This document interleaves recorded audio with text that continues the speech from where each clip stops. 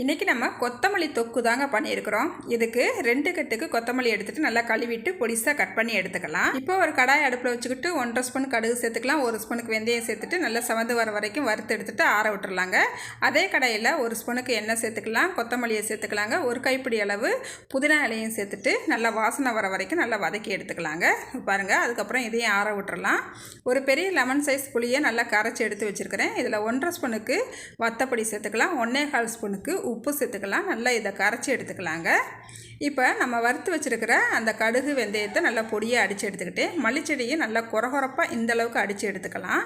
இப்போ ஒரு கடாயில் 3 ஸ்பூனுக்கு எண்ணெய் சேர்த்துக்கலாம். கடுகு சேர்த்துக்கலாம். கடுகு நல்லா பொரிஞ்சு வந்த உடனே புளி கரைசலை இதெல்லாம் சேர்த்துக்கிட்டு நல்லா கொதிக்க வச்சிடலாங்க. ஒரு 2-3 நிமிஷத்துக்கு நல்லா கொதிக்க விடுங்க. அதுக்கப்புறம் மூடி வச்சு 2 நிமிஷத்துக்கு கொதிக்க விட்டால் நம்மளுக்கு எண்ணெய் பிரிஞ்சு வந்துடும். அதுக்கப்புறமா நம்ம அடித்து வச்சுருக்கிற கடுகு வெந்தய பொடியை சேர்த்துக்கலாங்க. 1/4 ஸ்பூன் பெருங்காயத்தூள் சேர்த்துக்கலாம். சேர்த்துட்டு நல்லா கலந்து விடுங்க.